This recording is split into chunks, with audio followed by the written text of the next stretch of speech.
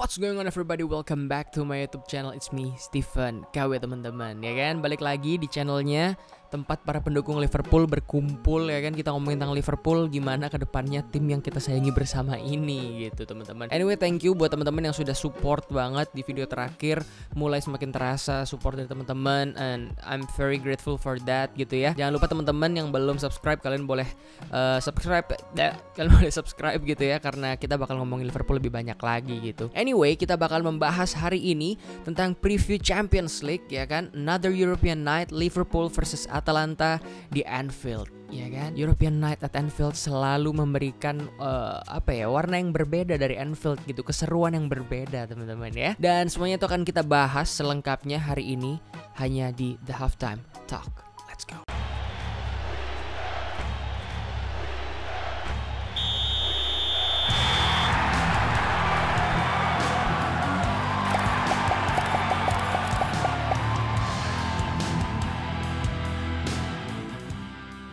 Alright guys, jadi pertandingan ini adalah pertandingan yang bisa dibilang menentukan buat Liverpool gitu ya. Karena seandainya Liverpool menang melawan Atalanta, which is artinya Liverpool sudah langsung secara otomatis lolos ke fase berikutnya gitu. Jadi ini pertandingan dibilang cukup penting iya, tapi juga tidak kasih beban berlebihan buat Liverpool gitu. Anyway, di video ini namanya preview juga, jadi gue bakal ngomong agak panjang mungkin gitu ya kalian dengerinnya, tapi kalian bisa santai dengerin aja. Kalian boleh berpendapat nanti di kolom komentar, dan gue selalu balesin satu-satu karena gue seneng ngobrol sama kalian pendukung Liverpool gitu. Anyway, nah kembali lagi gitu ya. Jadi pertandingan ini itu, kalau misalkan Klopp atau kita sebagai pendukung Liverpool atau siapapun gitu ya, berpikir bahwa kayaknya kita tuh butuh ada pertandingan di mana kita bisa ngerotasi pemain gitu kan, bisa agak lebih santai dikit gitu kan. Ya inilah pertandingannya gitu. Jadi kalau misalkan setelah ini di akhir pekan nanti kita bakalan lawan Brighton gitu. Kalau lu berpikir lawan Brighton itu waktunya kita untuk mainin pemain pelapis gitu, menurut gua sih kayaknya nggak gitu, kayaknya salah gitu. Karena menurut gua justru Atalanta ini adalah pertandingan bayinya kita gitu. Artinya kita ini tidak dalam pressure berlebihan di Champions League, nggak kayak waktu yang kita juara itu sampai kita di fase terakhir pun kita harus berjuang gitu kan, harus menang pertandingan penentuan dan segala macem gitu. Kali ini di musim ini kita lebih enak karena kita udah di puncak klasmen gitu ya, di grup itu, pemuncak grup gitu dengan 9 poin gitu. Artinya kita masih lebih enteng, lebih santai gitu. Dan dengan cederanya pemain yang begitu banyak, badai cedera yang gila-gilaan gitu, dengan intensitas pertandingan dalam satu minggu itu bisa tanding 3 kali gitu, dan pemain butuh dirotasi, dan inilah saatnya untuk Klopp bisa ngerotasi pemain gitu menurut gua. Karena di satu sisi pertandingan ini penentuan buat Liverpool, seperti yang kita sama-sama tahu. Kalau seandainya Liverpool menang besok lawan Atalanta, otomatis Liverpool lolos ke fase berikutnya ya kan. Tapi at the same time, kalaupun seandainya Liverpool nggak menang gitu ya, worst case-nya misalkan Liverpool kalah gitu, nggak apa-apa juga. Maksudnya kita masih pemuncak klasmen, masih poinnya 9. Kita hanya butuh ya beberapa poin lagi. Sebenarnya 1 kemenangan sih, itu paling enak udah kayak gitu. Tapi at the same time Atalanta sama Ajax itu masih bakalan ketemu lagi gitu. Jadi seandainya pun kita tidak menang gitu di pertandingan nanti, kita nggak perlu grogi, kita nggak perlu yang langsung kayak panik gitu kan, langsung gimana gitu, enggak gitu. Karena ya inilah waktunya kita untuk bisa ngerotasi pemain gitu. Dan nggak tahu lu tadi gue baru aja ngeliat press conference-nya Klopp gitu ya untuk Champions League ini, dan juga untuk live stream ada live trainingnya gitu di AXA Training Center. Gila anyway, itu gokil banget, lapangannya keren banget pak itu ya kan. Itu beneran namanya training center facility ya itu gitu, itu keren banget men. Dan di sana yang mengejutkan adalah kita tidak melihat Bobby Firmino yang minggu baru aja habis nyetak gol lawan Leicester gitu, dan kita nggak lihat itu orang kemana, dia nggak ikut latihan. Bahkan justru sebaliknya, Mo Salah yang habis tested positif waktu itu sekarang udah tested negatif, udah beberapa kali dicek, dan sekarang udah ikut latihan normal gitu ya. Jadi ya itu buruknya apa ya, 1 masuk 1 keluar, satunya balik dari cedera, satunya masuk ruang cedera gitu kan, jadi ruang perawatan. Jadi ya di satu sisi serba sulit juga gitu. Tapi kita nggak pernah tahu. Tadi gue baca di James Pierce di Twitter, kalian boleh follow dia gitu, dari jurnalisnya di Athletic UK. Itu info tentang Liverpoolnya salah satu yang paling oke banget, James Pierce. Jadi kalau kalian kayak pasti pada tahu lah ya James Pierce gitu.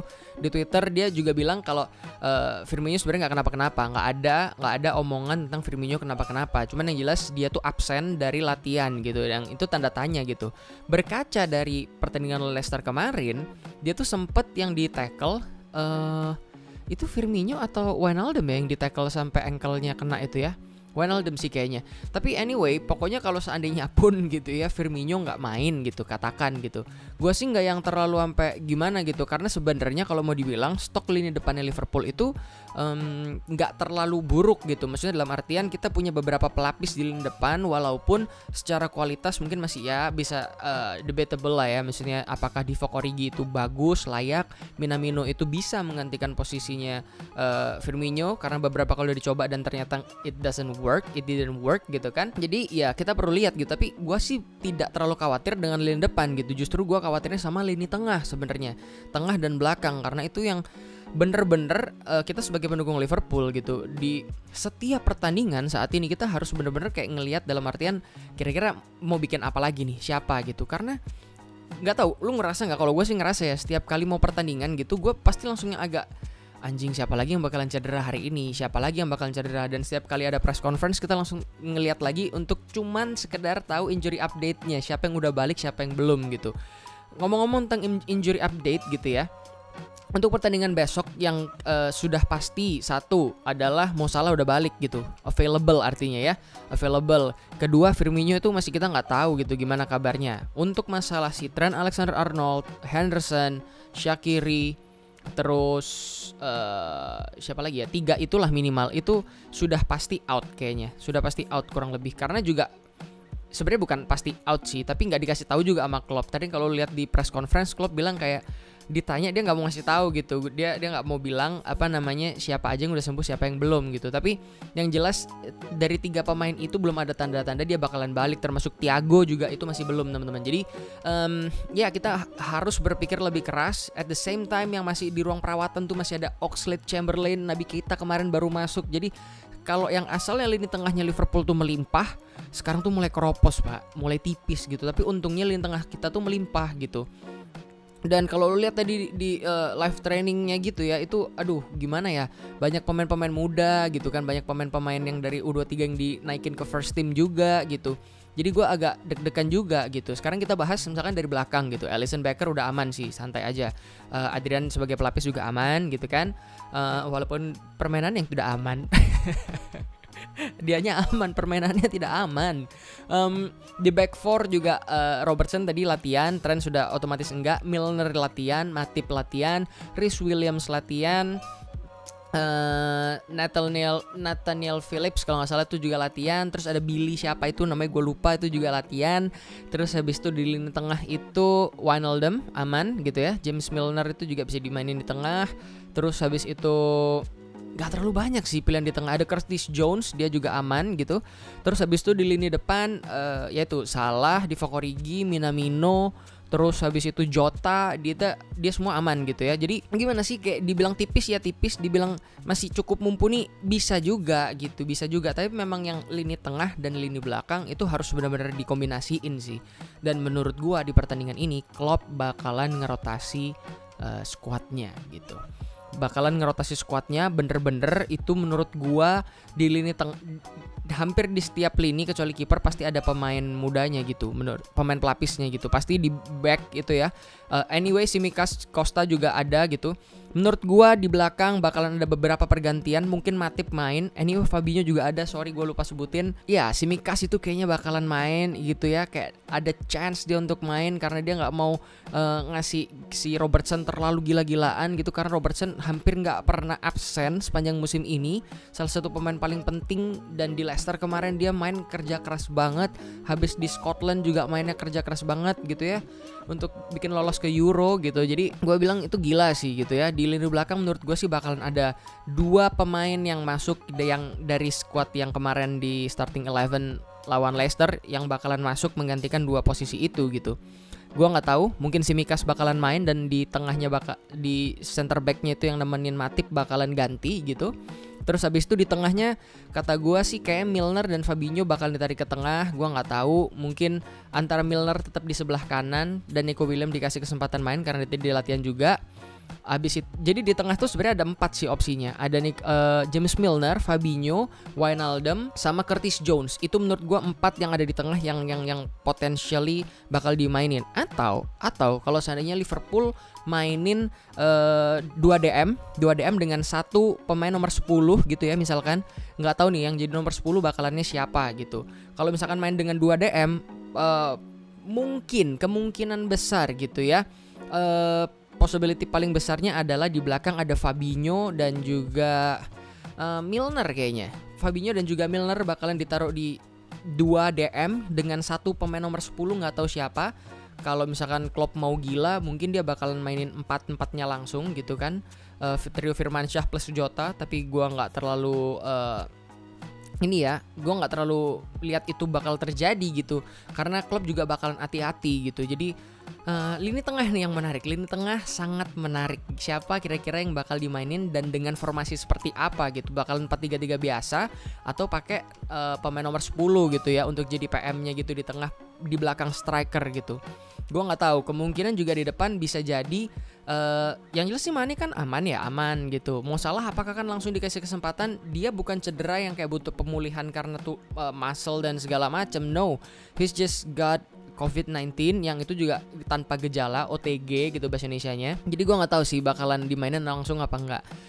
Ambil contoh misalkan dia dimainin gitu, kemungkinan yang di tengah kalau seandainya Firmino absen, antara si Jota atau misalkan ditaruh di Fok di sana, di Fok Origi di sana. Habis itu ntar mau Salah dimainin di babak kedua. Jadi di depan itu misalkan ada Mane, ada di Fok dan ada Jota. Itu bisa juga kayak gitu, gua nggak tahu. Terus dengan pemain nomor 10-nya misalkan siapa gitu kan? Apakah Wijnaldum ditaruh di sana gitu? Karena dia juga bisa gitu kayaknya sebenarnya jadi pemain gelandang serang, playmaker whatsoever gitu kan, karena ya itulah kelebihan pemain Liverpool gitu ya. They are versatile player gitu. Jadi mereka bisa ditempatkan di berbagai posisi. Mereka dilatih untuk itu. Mereka dilatih untuk bisa tahu kebutuhan tim seperti apa. Lu gila aja, lu lihat Fabinho bisa jadi back, ntar dia jadi DM dan dia bisa di depan juga. Misalnya di gelandang untuk midfield yang tengah gitu ya, yang nggak jadi defensive midfielder, dia juga bisa nyerang ke depan. Terus habis itu lu bisa lihat James Milner tuh orang gila, bisa main di mana aja gitu kan. Terus lu bisa lihat kayak Jota nanti ditaruh kiri, taruh kanan. Habis itu mau Salah ditaruh di tengah dan segala macem. Jadi terlalu sulit untuk Atalanta bisa berpikir kira-kira ini siapa yang bakal dimainin. Gue bilang ini Atalanta yang kesulitan sih kalau seandainya sampai dia berpikir bakalan gini, kayaknya bakal ngeflop kemana-mana sih. Karena Liverpool dan Klopp ini orangnya sangat, dan timnya nih si Buffon dan teman-temannya ini jadi gila gitu mikirnya gitu. Jadi dia ngeramu taktik itu gila banget. Gue amazed dengan itu semua gitu kan. Ya dengan 5 pergantian pemain di Champions League itu sangat, that's so helpful for Liverpool. Karena dengan begitu kita seandainya pun gitu ya, Klopp nggak mau ambil resiko ganti 2 pemain langsung di awal di babak pertama, we still have 3 substitution gitu kan maksudnya. Jadi santai aja gitu maksudnya. Jadi lebih secure karena Klopp juga minta untuk di Premier League 5 pergantian pemain tapi nggak boleh kan, dan sekarang di Champions League punya, jadi lebih enteng. Ya jadi kalau gua bilang sih, apakah Liverpool bakalan all in di sini untuk ngambil mengamankan posisi, gua nggak tahu. Tapi yang namanya Liverpool dan Klopp juga selalu bilang kita akan menurunkan squad terbaik untuk pertandingan ini. Konteks terbaik ini kan sangat multitafsir gitu kan. Terbaik dengan kondisi tim yang ada, atau terbaik dengan kebutuhan butuh menang nih. Jadi kita butuh ofensif dan segala macam, atau kita butuh gimana agak layback sedikit gitu, lebih nunggu gitu, apa gimana, lebih hati-hati apa gimana. Itu tergantung kebutuhan tim semuanya. Jadi gue bilang we never know gitu yang Klopp mau lakuin. Tapi kalau menurut gua yang paling reasonable yang bisa dilakukan saat ini adalah dengan lebih hati-hati aja gitu, lebih hati-hati, tetap ofensif, tetap nguasain ball possession mungkin gitu, tapi kita nggak terlalu yang menggebu-gebu gitu, karena secara kebutuhan akan kemenangan, yes kita butuh untuk meloloskan diri, tapi at the same time kita harus ngelihat dengan squad yang ada, dengan in-depth squadnya harus dilihat gitu, apakah kita cukup punya pemain pelapis gitu, kedalaman squad yang cukup gitu, itu perlu dilihat sih gitu gue. Jadi gimana ya, dilema gitu. Kalau seandainya Liverpool menang, dia lebih enak gitu ke depannya, karena di next gamenya di Champions League mereka bisa lebih ngerotasi dan segala macam gitu kan, that's obvious gitu. Tapi at the same time kalau lu maksain untuk menang sekarang dengan potensi lu dapat cedera yang lebih banyak gitu, kita nggak tahu. Karena buat Atalanta ini salah satu pertandingan penting banget gitu. Kalau seandainya dia kalah lawan Liverpool saat ini, itu kemungkinan lolosnya sangat amat tipis dengan asumsi Ajax menang lawan Michelin, ya kan? Jadi dan Atalanta masih harus ketemu Ajax dan belum tentu juga bisa menang.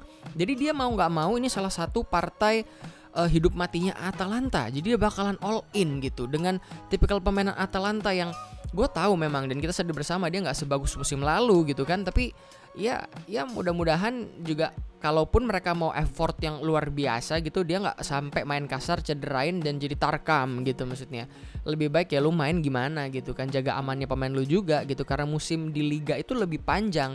Lu bisa lolos saat ini tapi di 16 besar lu knockout gitu, kalah keluar, that's it man, that's the end of the tournament for you gitu kan. Tapi liga 38 pertandingan dalam satu musim, nggak berhenti gitu loh. Ini it's endless gitu loh. Setiap minggu lu harus main dengan tim yang ada segala macam, jadi harus dipikirin juga gitu kata gua.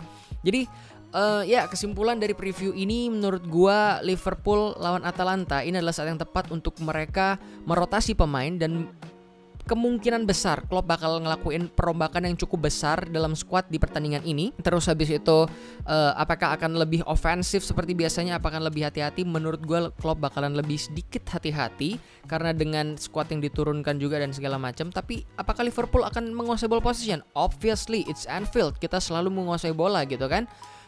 Tapi apakah akan se-high press itu? I'm not sure gitu ya. Gue nggak terlalu pede dengan itu gitu. Jadi ya mudah-mudahan Liverpool menang, we'll see gitu kan gimana pertandingannya gitu kan. Semoga semuanya berjalan dengan lancar dan kita bisa menang gitu ya. Hope for the best pastinya ya, hope for the best. Habis ini gue bakal bikin prediksi untuk starting line up-nya, kira-kira siapa yang bakalan main menurut gue, menurut Stephen KW. Jadi teman-teman stay tune aja. Dan terima kasih sekali lagi teman-teman udah nonton sampai akhir video ini. Jangan lupa teman-teman boleh subscribe kalau suka konten tentang Liverpool. Boleh kasih like di video ini dan komen menurut kalian, preview kalian sendiri seperti apa, bakalan main kayak gimana sih Liverpool gitu kan. Ya itu jangan lupa share ke teman-teman kalian, ajak teman-teman kalian yang suka Liverpool buat nongkrong bareng di channel ini, karena setiap kali gue upload video kalian bisa komen dan kita berdiskusi di sana gitu ya. Terima kasih sekali lagi udah nonton sampai akhir video ini. Nama gue Stephen KW. Adios, bye bye.